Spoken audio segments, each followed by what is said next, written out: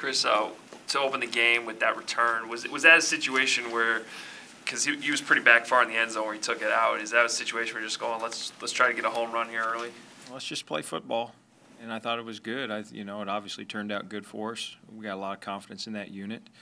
And I think he's been getting better from all the way from practices at Miami, where at times we struggled to catch the ball, to where now he's looking more comfortable and doing a good job. I mean, be honest with you, one of the best returns of the night, and no one will talk about it, was when they kicked off from the 50-yard line. They're trying to get us pinned up way back there, and at least we get it to the 20, which is our goal.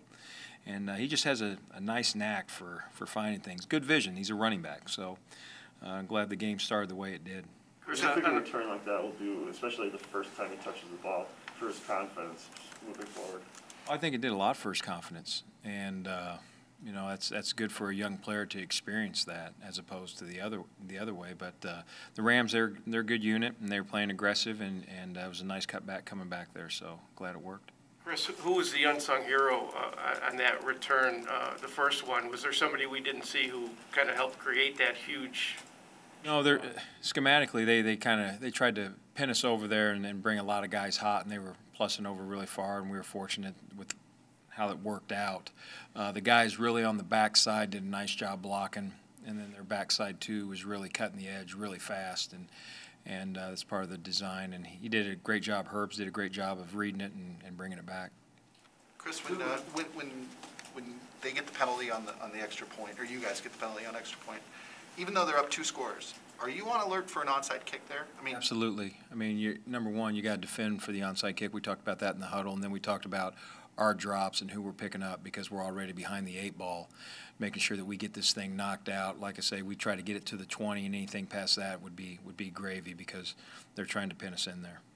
Google was talking yesterday about Khalil asking him about catching the football, and you mentioned it too, that it was kind of a struggle he had to overcome early. What went into that? I mean, in terms of whatever he was dealing with, and then how he fixed it. I think it's the process of a young returner, just catching on the jugs and then catching a live ball, and then here comes, the one he dropped in the Miami practice. That was, here they come, were essentially kind of live, and it's a tendency for a young player to pull his eyes because he wants to get going fast. I think what he's now done is settled in, and we got him a lot of returns in the preseason. And you saw him grow throughout the preseason, and I just think he's getting comfortable with what we're doing also, so that's been good. Chris, there's been a lot of conversation about Marquis Christian getting the nickel job over Duke Shelley. Is that a situation where special teams needs probably played into that decision as well? No, Marquis he's a good special teams player also. That's why I'm asking. And I'll tell you what, Duke played well for us on the special teams last year also. He played for us on the punt return and kickoff game, and did a nice job. Both those guys can contribute to us, and whoever, it just happened Marquis was up and Duke was down, so we weren't able to play Marquis as much as what we normally would, because he was the starting nickel, and that in today's game that's really like a starting corner, so he was limited there, but they're both good. So it's interesting, though, because he's kind of viewed as a special teams demon, and you're saying that his getting the nickel job gives him less access to special teams rather than because he's up playing more. Well, each and every week you have to evaluate based on what the other team's doing, how many times is the nickel going to be out there and those type of things. If it's if it's an 11 type game, he's out there more, and then you have to. That's part of our job, is to kind of work through all that, and but he's a very willing participant, and he is a good player. So if he's not playing as much, then somebody else has to step up for him. Marquise also said that he kind of taught Khalil to look for the laces, because the college ball is different and it might be a different angle. Is that something you've had to teach a rookie before? We just talked a little bit more about the fundamentals, the high hands, the elbow squeeze, and securing the football first. I mean, at the end of the day, we have to have the ball at the end of that play, and I think that's we're getting there. I mean, he's still a work in progress, and there's still going to be some ups, and there might be a down. But if there's a down, we want to make sure we shoot him out of it quickly.